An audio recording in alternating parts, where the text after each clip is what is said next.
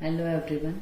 आज का हमारा टॉपिक है थायराइड ग्लैंड। जो हमारी एंडोक्राइन ग्लैंड्स है उसकी सीरीज में हम आज अपनी सेकंड ग्लैंड पढ़ रहे हैं, थायराइड ग्लैंड।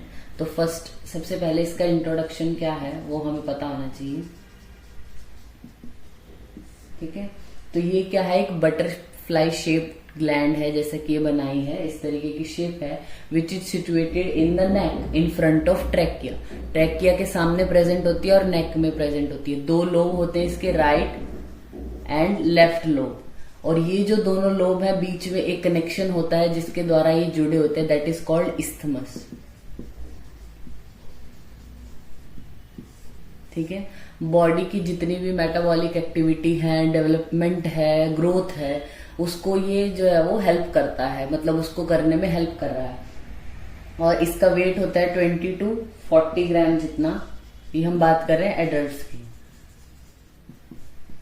ठीक है, और कुछ टाइम में इसकी ऐसी मतलब थायराइड ग्लैंड है जो उसकी एक्टिविटी कुछ टाइम ऐसे होते हैं जिसमें फिजियोलॉजिकली बढ़ जाती है, जैसे कि प्रेगनेंसी है या लैक्टेशन है, और मेनोपॉज के टाइम पे इसकी एक्टिविटी खुद ही थोड़ी डाउन हो जाती है, वो फिजियोलॉजिकल है। देन हम बात करते हैं इसकी हिस्टोलॉजी की। हिस्टोलॉजी मतलब ये जो टिश्यू स्ट्रक्चर है, ये जो ग्लैंड है, इसके अंदर क्या क्या कैसे कैसे प्रेजेंट होता है। तो अगर हम इसके एक इतने पार्ट को जूम करते हैं तो उसमें है क्या एक्चुअल, ये एक फॉलिकल से मिलके बना होता है, एक बहुत सारे फॉलिकल, मिलियंस ऑफ फॉलिकल से मिलके थायराइड ग्लैंड बनी होती है। अब हम बात करें एक फॉलिकल की, तो एक फॉलिकल में हमारे यहाँ होती है फॉलिकुलर सेल्स। इस तरीके से जो पेरीफेरी है इसमें फॉलिकुलर सेल प्रेजेंट होती है, क्यूबॉइडल एपिथेलियम होती है इनकी। This is called follicular sales.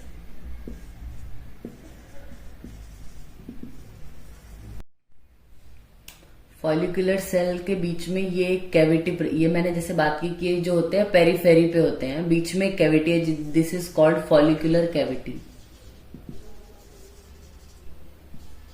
इस फॉलिकुलर कैविटी में एक कोलॉइडल सब्सटेंस प्रेजेंट होता है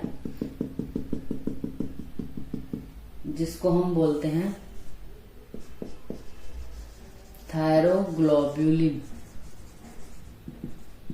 ठीक है, देन ये फॉलिकुलर सेल है, यही इसको स्क्रीट करती हैं थायरोग्लोबुलिन को। ये बीच में फॉलिकुलर कैविटी है, तो ऐसे एक फॉलिकल यहां होगा, एक फॉलिकल यहां होगा। ठीक है, ये जो सेल्स है इसी तरीके की सेल्स पूरे थायराइड में प्रेजेंट होती हैं। इन फॉलिकुलर सेल के बीच में एक स्पेशल टाइप की सेल और प्रेजेंट होती है यहाँ पे ऐसे, जिनको हम बोलते हैं पैराफॉलिकुलर सेल्स।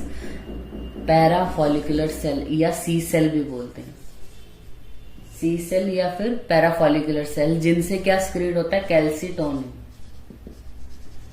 अभी आगे फर्दर वीडियो में हम देखेंगे कि कैसे फॉर्मेशन होता है T3 T4 का। जो T3 T4 है वो बनते हैं फॉलिकुलर सेल में, और पैराफॉलिकुलर सेल जो थायराइड की हैं वो कैल्सिटोनिन प्रोडक्शन करते हैं। तो अब हम पढ़ते हैं कैसे सिंथेसिस होता है T3 और T4 का। ये हम एक स्ट्रक्चर को ऐसे जूम कर रहे हैं। ठीक है, ये हमारी फॉलिकुलर सेल है, और ये यहाँ पे क्या है, जो फॉलिकुलर कैविटी है वो। तो क्या होता है, सबसे पहले थायरोग्लोबुलिन जो होता है वो बनता है। थायरोग्लोबुलिन की जो प्रोडक्शन होती है वो कहाँ से होती है, फॉलिकुलर सेल से। जो फॉलिकुलर सेल है उसकी जो एंडोप्लाज्मिक रेटिकुलम है और गोल्गी अपरेटस है वो क्या करती है, थायरोग्लोबुलिन को सिंथेसाइज करता है। ठीक है, सबसे पहले इसकी सिंथेसिस होगी। देन हमने जो भी अपने खाने में आयोडीन लिया है वो क्या होगा, ब्लड में आयोडीन जाएगा, वो भी आयोडाइड फॉर्म में। एक्चुअली आयोडाइड फॉर्म में है, तो जैसे ही ये ब्लड में आयोडाइड आया तो क्या करता है, आयोडीन को ट्रैप करती है, खींचती है अपनी तरफ। कौन, फॉलिकुलर सेल। ठीक है, ये एक फॉलिकुलर सेल है। फॉलिकुलर सेल में क्या होगा, जो आयोडाइड है वो पहुंच जाएगा। आयोडाइड फिर ये क्या होगा, आयोडीन में कन्वर्ट होगा। आयोडीन में कन्वर्ट होना मतलब ये ऑक्सीडेशन रिएक्शन है एक, तो आयोडाइड से वो आयोडीन में कन्वर्ट होगा। जैसे ही वो आयोडीन में कन्वर्ट होता है तो ये फॉलिकुलर सेल क्या करती है, उसको ये जो कैविटी थी इसमें पहुंचा देती है। ठीक है, यहां जाएगा ये। यहां जाने के बाद जो ये आयोडीन है ये किससे मिल रहा है, थायरोग्लोबुलिन से। ठीक है, ये जो प्रोसेस है इसको ऑर्गेनिफिकेशन बोलते हैं, आयोडीन का थायरोग्लोबुलिन से मिलना।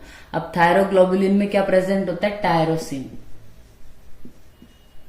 ये टायरोसिन जो है वो आयोडीन के साथ रिएक्ट करता है, आयोडीन के साथ मिलता है। मेन जो है वो ये कंपोनेंट टायरोसिन, ये मिलके क्या बनाता है, मैं इसको एक बार रब कर रही हूं, ये मिलके बनाता है MIT and DIT, that means मोनोआइडोटायरोसिन।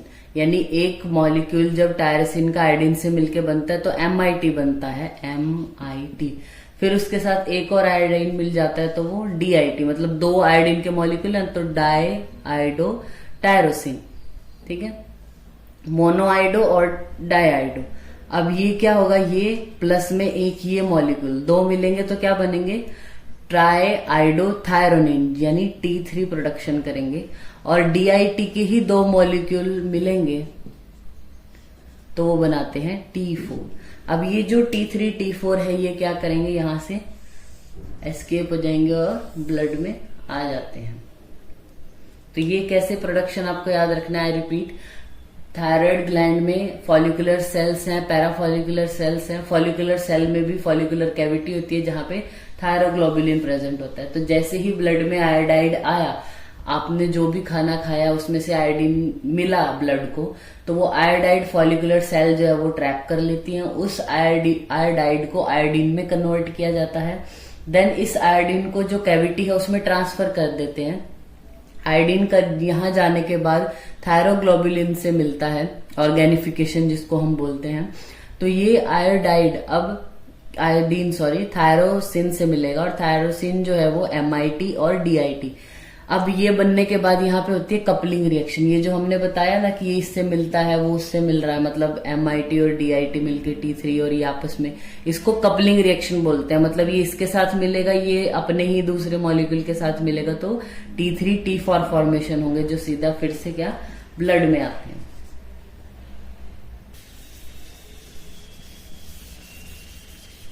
Then हमें पता होना चाहिए कि जो ये T3 T4 है या थायराइड ग्लैंड के जो भी हार्मोन है उसका कम ज्यादा होना, ये रेगुलेशन कैसे होता है।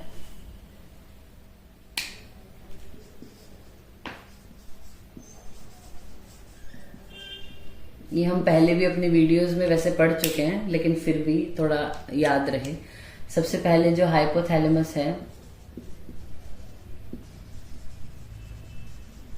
वहां से क्या होगा, TRH सिक्रेट होता है, थायरोट्रोपिन रिलीजिंग हार्मोन। वो क्या करेगा, एंटीरियर पिट्यूटरी को स्टिमुलेट करता है। ये एंटीरियर पिट्यूटरी के पास जाता है और उसको बोलता है कि आपको भी TSH को सिक्रेट करना है। तो ये क्या करेगी, TSH प्रोड्यूस करती है, जो किसको एक्टिवेट करेगा, थायराइड ग्लैंड को। थायराइड ग्लैंड से फिर प्रोडक्शन हो जाएगा T3 एंड T4 का। अब जैसा हमने पहले भी वीडियो में बात की है कि यहाँ पे क्या है, सारे रिलीजिंग हार्मोन है, मतलब एक दूसरे को एक्टिवेट कर रहे हैं। तो ऐसा नहीं कि बॉडी में लगातार T3 T4 बनता ही रहेगा। इनका इनहिबिशन, यानी हाइपोथैलेमस में इनहिबिटरी और सिक्रेटरी या रिलीजिंग दोनों टाइप के हार्मोन होते हैं। लेकिन T3 T4 के लिए क्यों नहीं है, क्योंकि जैसे इनका प्रोडक्शन नॉर्मलाइज लेवल में हुआ जितना हमें चाहिए, ये खुद ही क्या करते हैं, नेगेटिव फीडबैक भेजते हैं पिट्यूटरी में भी और हाइपोथैलेमस में भी। नेगेटिव फीडबैक भेजेंगे तो TSH प्रोडक्शन नहीं होगा और TRH प्रोडक्शन भी नहीं होगा। तो ऑब्वियस है कि इनका प्रोडक्शन जितना चाहिए बॉडी में उतना ही रहेगा। तो खुद को ही इनहिबिट कर लेते हैं, नेगेटिव फीडबैक पहुंचाते हैं। इसीलिए इनको कहीं इनहिबिटरी हार्मोन की जरूरत नहीं है हाइपोथैलेमस में। तो हाइपोथैलेमस से TRH एंटीरियर पिट्यूटरी को एक्टिवेट करता है, एंटीरियर पिट्यूटरी से TSH थायराइड को एक्टिवेट करता है, और थायराइड ग्लैंड से फिर T3 T4 स्क्रीट होते हैं। और ये खुद का रेगुलेशन कैसे करते हैं, बाय द नेगेटिव फीडबैक। अब हम इनकी जो है यानी एक्शंस के बारे में पढ़ते हैं। ये जो थायराइड ग्लैंड से जो हार्मोन प्रोडक्शन हो रहे हैं, कैल्सिटोनिन का हम जो पैराथायराइड ग्लैंड हम पढ़ेंगे उसके साथ पढ़ेंगे, क्योंकि वो उसके साथ कोलैबोरेट होके काम करता है, वो हम नेक्स्ट वीडियो में पढ़ेंगे। अभी हम पढ़ते हैं सिर्फ T3 और T4 के बारे में, ठीक है। तो T3 T4 की अगर हम बात करें तो बॉडी के जितने भी सिस्टम आप सोचिए कि हमें याद हो, सपोज GIT है, गैस्ट्रोइंटेस्टाइनल ट्रैक है, मतलब GI ट्रैक है, हमारी रेस्पिरेटरी सिस्टम होता है, CVS होता है, CNS है, मस्कुलोस्केलेटल है, रिप्रोडक्टिव है। तो सब में कुछ ना कुछ इसका एक्शन होता है, ठीक है। सब ऑर्गन्स और अदर ग्लैंड्स इनको जो है वो इन्फ्लुएंस करती है। इसकी एक्टिविटी कम ज्यादा नॉर्मल हो तो इनको इन्फ्लुएंस करती है, वो हम एक एक करके देखेंगे। तो सबसे पहले जो मेन है हमारा, हम देखते हैं BMR, मतलब बेसल मेटाबॉलिक रेट जो होता है। बेसल मेटाबॉलिक रेट क्या है कि बॉडी की जो एनर्जी रिक्वायरमेंट है when the person is present at rest, क्या होता है। मेटाबॉलिज्म क्या है, कैटाबॉलिज्म और एनाबॉलिज्म, यानी बॉडी में जो भी बन रहा है और जो भी कैटाबोलाइज हो रहा है उन सब का सम होता है मेटाबॉलिज्म। तो एट रेस्ट कितनी एनर्जी चाहिए एक बॉडी को, उसको हम बोलते हैं बेसल मेटाबॉलिक रेट। तो ये क्या करते हैं, जो T3 T4 है उसमें भी क्या है, मेन T4 होता है जो मैक्सिमम अमाउंट में प्रेजेंट होगा। तो T4 क्या है, मेटाबॉलिक एक्टिविटी है जो बॉडी की, उसको क्या करता है, रेगुलेट करता है, बढ़ाने का काम करता है मोस्टली। लेकिन कुछ जगह है जहां पे ये नहीं बढ़ा सकता, जैसे कि ब्रेन, रेटिना, स्प्लीन या फिर टेस्टिस है या लंग्स हैं। तो मेटाबॉलिक एक्टिविटी को बढ़ाने का काम करता है नॉर्मली, ठीक है। इसीलिए जब हम हाइपरथायराइडिज्म हाइपोथायराइडिज्म पढ़ेंगे तो हम देखेंगे कि बेसल मेटाबॉलिक रेट पे क्या इन्फ्लुएंस होता है इनके बढ़ने और घटने का। देन आता है प्रोटीन मेटाबॉलिज्म। प्रोटीन मेटाबॉलिज्म में क्या है, सिंथेसिस को बढ़ा देता है ये, प्रोटीन की सिंथेसिस बढ़ाता है। देन कार्बोहाइड्रेट्स,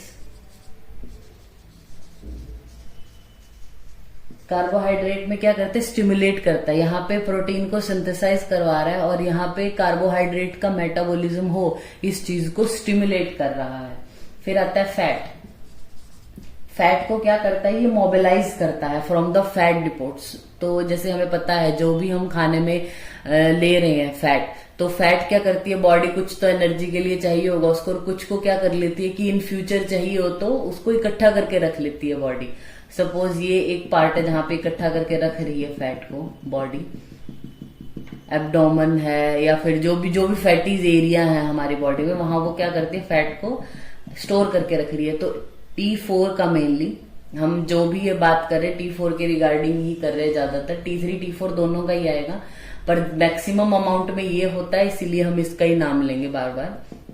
तो ये क्या करता है, उसको मोबिलाइज करने का काम करता है। यहाँ पे यानी फैट की स्टोरेज नहीं होने देता, जो हमारी बॉडी नॉर्मली करती है, तो ये फैट को स्टोर नहीं होने देता, उसको मोबिलाइज करता है यहाँ से, ताकि वो ब्लड में आए, ठीक है। ब्लड में आएगा तो और भी उसका जो यूज होगा वो करेंगे, तो यहाँ स्टोर नहीं होने दे रहा है ये फैट को। तो कैसे तीनों को इन्फ्लुएंस कर रहे हैं पता होना चाहिए। बेसल मेटाबॉलिक रेट है उसको बढ़ा रहा है, बेसल मेटाबॉलिक रेट यानी जो एक्टिविटीज है मेटाबॉलिक एक्टिविटी उनको बढ़ाता है। प्रोटीन की सिंथेसिस ज्यादा करवा रहा है, कार्बोहाइड्रेट्स की जो भी मेटाबॉलिज्म है उसको एक्टिवेट कर रहा है, और फैट को मोबिलाइज करता है, मतलब स्टोर नहीं होने देता। देन हम पढ़ते हैं विटामिन के बारे में। डायरेक्ट ऐसे एक्शन नहीं है, लेकिन जैसे T4 जो है यानी थायरॉक्सिन की अगर हम बात करें, थायरॉक्सिन बॉडी में है तो वो क्या करता है, और एंजाइम से उनकी भी फॉर्मेशन करवाता है, ठीक है। एंजाइम फॉर्मेशन कराता है, तो एंजाइम फॉर्मेशन जब होता है तो हमें विटामिन लगते हैं, मतलब विटामिन की जरूरत पड़ती है इनकी प्रोडक्शन होने के लिए। तो जब भी किसी की बॉडी में T4 ज्यादा होगा, दैट मीन्स एंजाइम फॉर्मेशन भी ज्यादा होगा, that means consumption of the vitamin भी ज्यादा होगा, तो उसकी बॉडी में उसकी बॉडी ज्यादा कंज्यूम करेगी विटामिन को। तो ऐसे ही जिस पेशेंट में T3 T4 ज्यादा होंगे तो उनमें कई बार हमें विटामिन डेफिशिएंसी के सिम्टम भी देखने को मिलते हैं। देन आता है बॉडी का टेम्परेचर, उसको कैसे करता है, सभी चीजों को रेगुलेट करता है, ठीक है। तो बॉडी का टेम्परेचर क्या करेगा, हीट प्रोडक्शन करवा रहा है ये,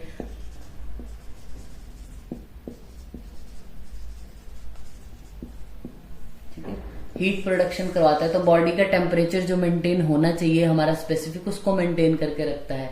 इसीलिए किसी भी पर्सन में अगर इसका अमाउंट ज्यादा हुआ तो उसका बॉडी हीट प्रोडक्शन ज्यादा होगी, तो उसकी बॉडी ज्यादा गर्म रहेगी अगर हाइपर स्क्रीशन होता है इनका।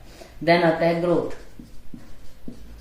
ग्रोथ को भी मेंटेन करता है, एक्सेलरेट करता है ग्रोथ को। देखिए जैसे हमने पढ़ा पिट्यूटरी ग्लैंड में ग्रोथ हार्मोन होता है जरूर आपकी बॉडी की ग्रोथ के लिए, लेकिन क्या होता है कि जब एक्सेलरेशन की जरूरत, ये तो नॉर्मल अमाउंट में ऐसा ऐसा करता जाएगा कि इसको करना ही है, ये क्या करता है एक्सेलरेट कर रहा है उसको, मतलब थोड़ा और हेल्प कर देता है कि यहाँ इसको इतना टाइम लगा ना, तो ये एकदम से इतना जितना मतलब उसकी जल्दी ग्रोथ करवा दे। एक्सेलरेट ड्यूरिंग एडोलेसेंट फेज, ये क्या करता है एक्सेलरेट करता है ग्रोथ हार्मोन के साथ मिलके किसको, ओवरऑल ग्रोथ है जो बॉडी की।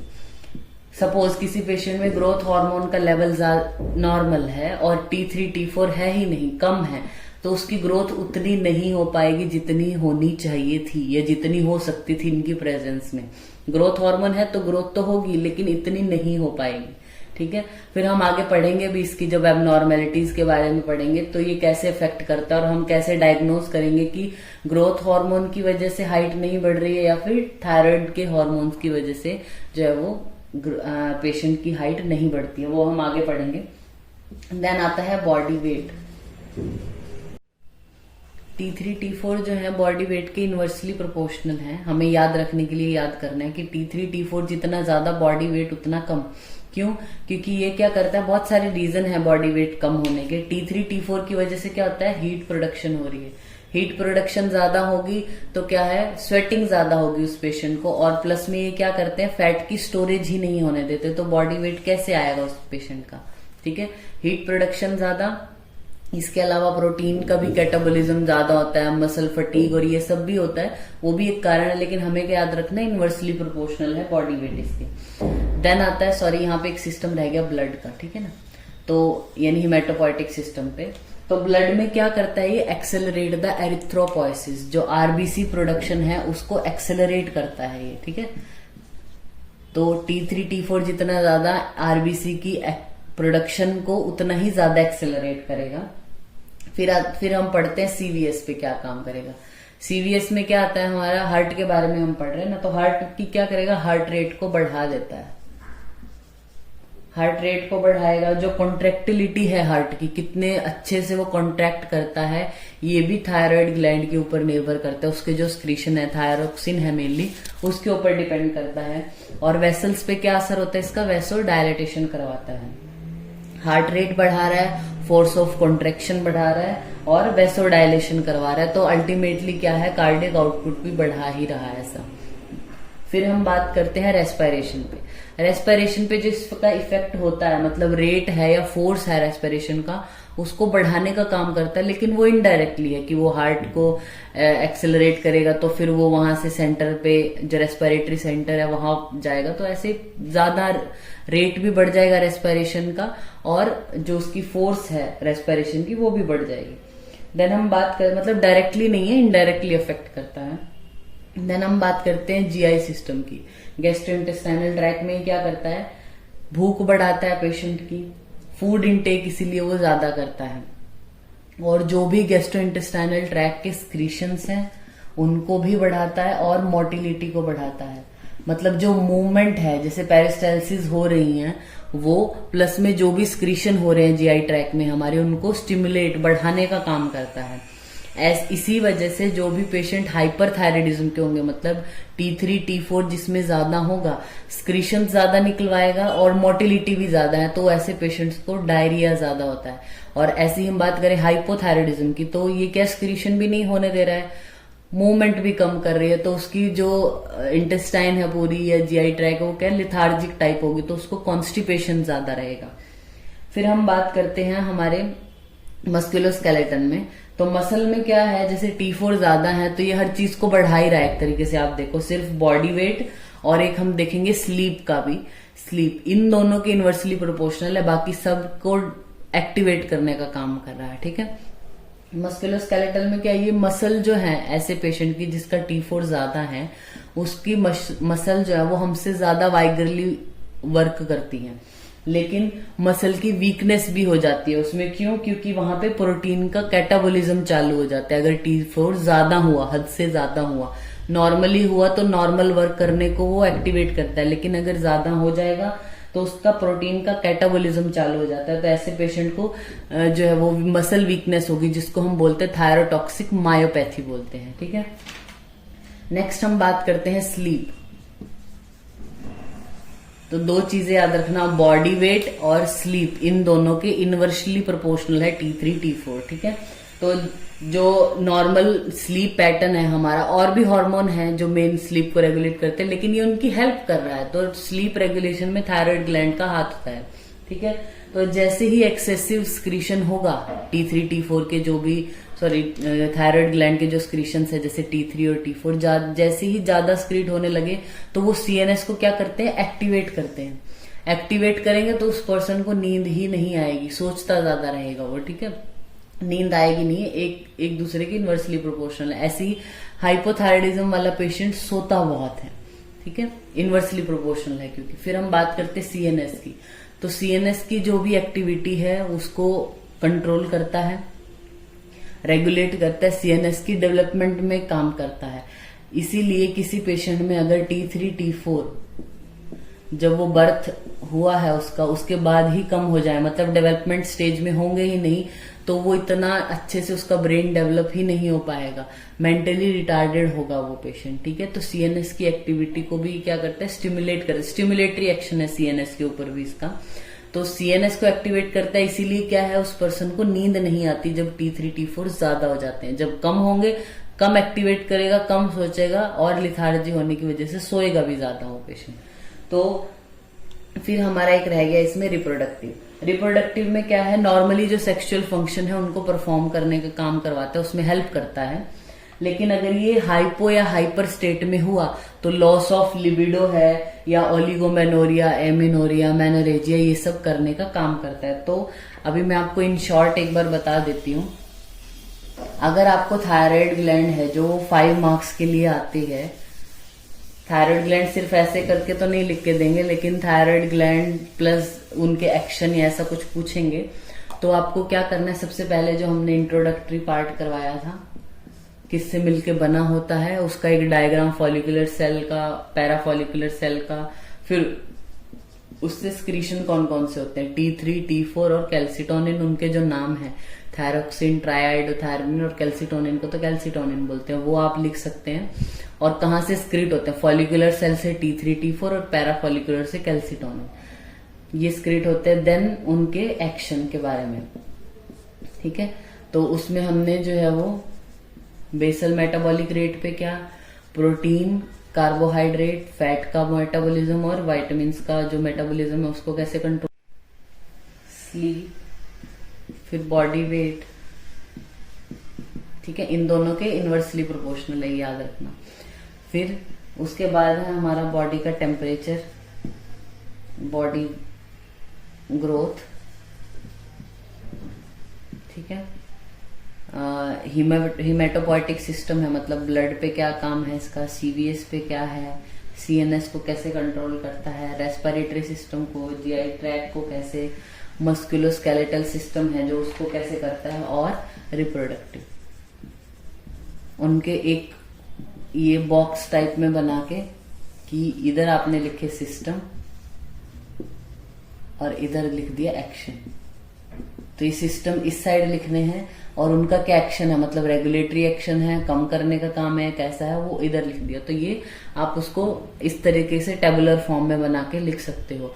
तो जो फॉर्मेशन है वो वहां पे बताने की जरूरत नहीं है। अगर पर्टिकुलरली उन्होंने बोल के दिया है आपको कि थायराइड ग्लैंड के बारे में बताओ और T3 T4 formation and their action, वहीं पे उनकी फॉर्मेशन और उन सब के बारे में बताना है। जस्ट इनिशियली आप जितना मतलब डायग्रामेटिकली उसको प्रेजेंट कर सको, टेबुलर फॉर्म में कर सको, वो ज्यादा अच्छा है। तो थायराइड ग्लैंड अगर पूछा जाए तो इंट्रोडक्शन में पॉइंट्स में लिखनी है चीजें, पूरा thyroid gland is endocrine gland ऐसा करने की जरूरत नहीं है। उसका डायग्राम बनाना, एक जैसा बनाया था कि बटरफ्लाई शेप्ड, फिर उसको जूम हमने किया, एक फॉलिकल बनाया, 2-4 फॉलिकल इधर साइड में दिखा दिए, पैराफॉलिकुलर सेल्स दिखा दी। तो क्या है, डायग्रामेटिक उनको समझ में आ जाएगा कि आपको ये चीजें उसके बारे में पता है। तो डायग्रामेटिक और टेबुलर फॉर्म में जितना आप बता सको वो बताना है 5 नंबर के हिसाब से। और अगर वो आता है कि 10 मार्क्स में है तो उसको तो आप एक्सप्लेन कर सकते हो, उसको थोड़ा और अच्छे से आप लिख सकते हो, उसमें कोई प्रॉब्लम नहीं है। तो ये हमारा टॉपिक है थायराइड ग्लैंड। अब इसकी जो हाइपो और हाइपर एक्टिविटी की वजह से जो डिजीज होती है वो इन शॉर्ट हम अगली वीडियो में देखते हैं। Thank you.